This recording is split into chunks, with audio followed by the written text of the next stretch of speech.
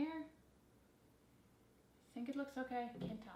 Hey guys, welcome back to my channel. My name is Catherine Perry and I help you build your brand and bring your business into motion. In today's video, I'm going to share with you how to start a YouTube channel for beginners. There have been many of you who have reached out to me and asked me the question, how do you start a YouTube channel? And I will help you, don't worry. This is what my channel is about. I want to help you and guide you through this. So with anything in life, it takes a little bit of work and a little bit of time to actually get things going.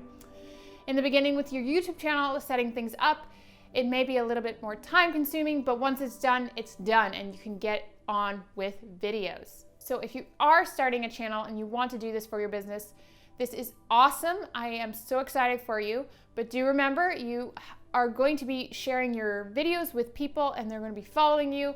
So remember, with anything that you do online, consistency is key. So with that said, let's get into the video. So here are some tips that will help you and guide you in getting your channel rolling.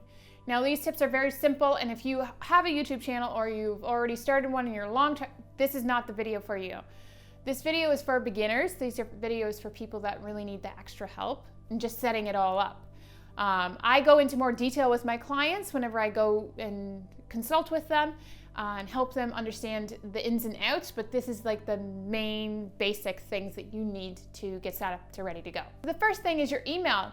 Make sure you use the email that you want for your business. If it's your business email, that's great. You've got it all ready to go. But if you're fresh, you're starting out and you don't have a business or you don't have a specific channel name, make sure the email is what you want. It's just helpful because I know in the beginning I didn't choose a really good email that I wanted for it, but now it's part of the email, like it's part of the channel, so it is what it is. But when you're starting out, if I can help you in any way, this is one thing that I always recommend. Choose an email that you're going to use for the rest of the channel's life. Note here that it is not the end if you have an email that is not specifically to your business, but it just helps to keep everything organized. So the second thing is your about page. This is going to help explain to your audience or the potential audience what the channel is about. Would they want to stay here for your stuff? So this is really important to give some detail of who you are and what the channel is all about. So tip number 3 is the banner. The banner across the top of your channel is really important. It is the thing that people look at, the first thing that people look at whenever they come to your channel, that and the logo or the little profile pic. So between those two things, I would suggest that you try and do a nice branded banner that goes with you and your brand and your business. And make sure it looks eye-catching and appealing and not too cluttered. I find when you clutter it, it just gets overwhelming.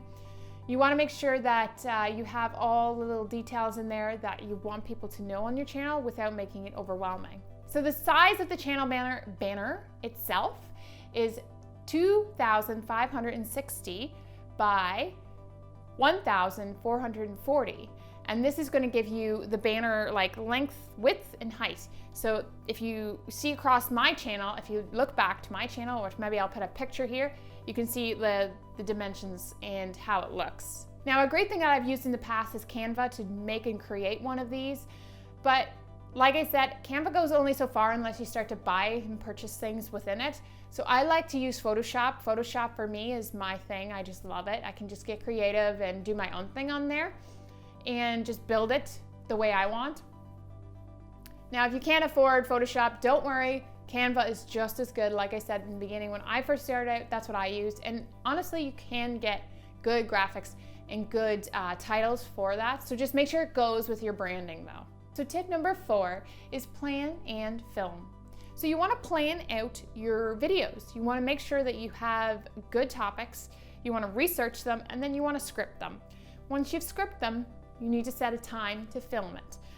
Now I batch, like I said in the past, I do 4 at a time so that way the rest of the month I'm not worrying about filming, I just have it ready to go. This just helps to relieve the stress throughout the month and I don't have to worry about it. So this is one tip that I suggest to you, batch film. So tip number 5 is edit and upload. Editing takes one of, in my opinion, the longest because I have things that I know that I want to put in there, but then there's extra things that you put in on top.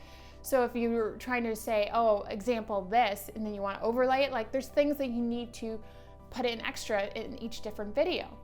So I like to edit each week. That's just the way I roll. It's just how I like to do it. But you can batch edit as well if you are considering this. There are some free editing stuff out there that you can look into. I use Adobe Premiere. That's just the way I like to edit. I find Adobe has all that I need. It gives me the fonts, it gives me, there's a whole bunch of stuff there that I've got.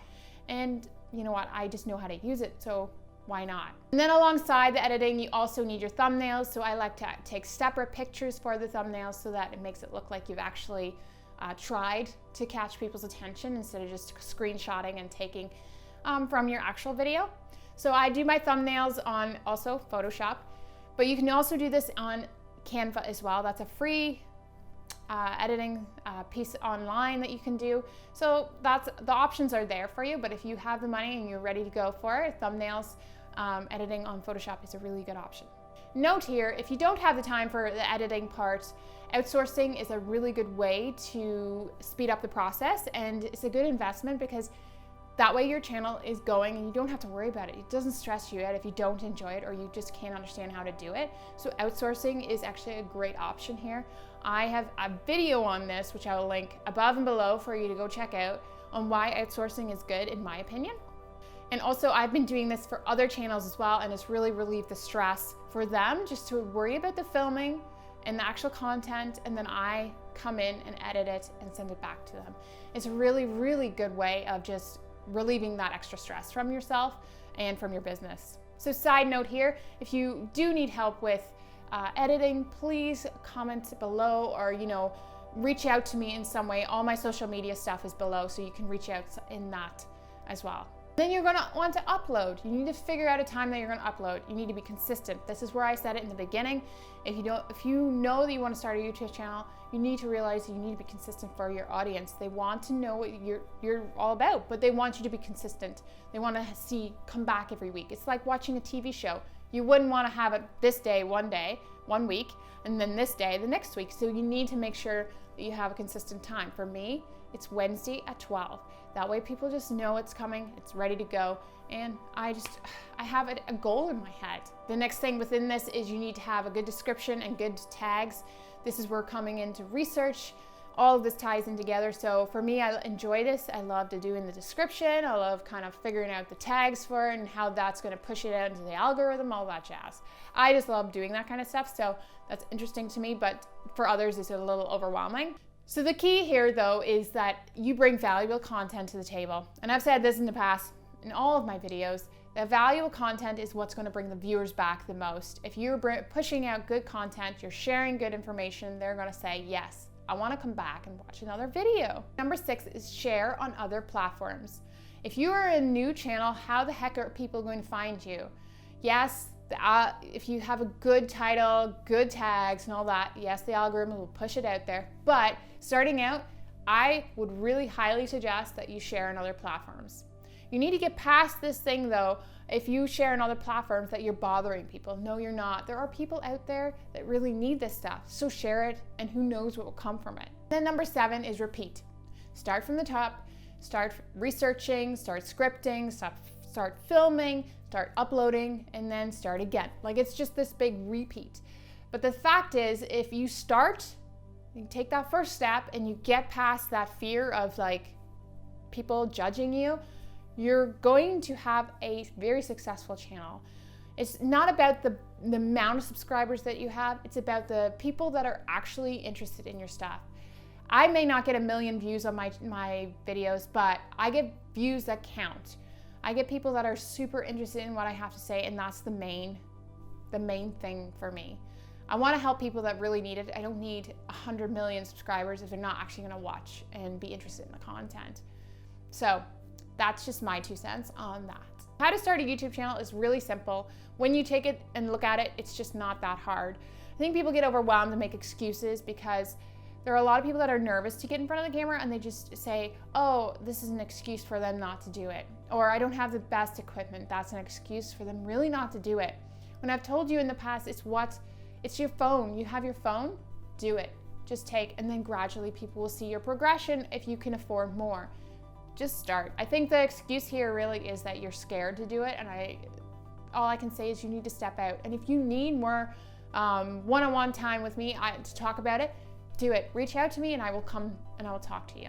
That is it for today, guys. Don't forget to like and subscribe and let me know below what you thought of the video, if it helped you, and what was one thing that you took away from this video today. What is one thing that has helped you maybe say, yes, I can do that now. This is what I need to do. Just comment below and let me know. And as always, guys, don't forget to create adventure and let's inspire. Have a good one.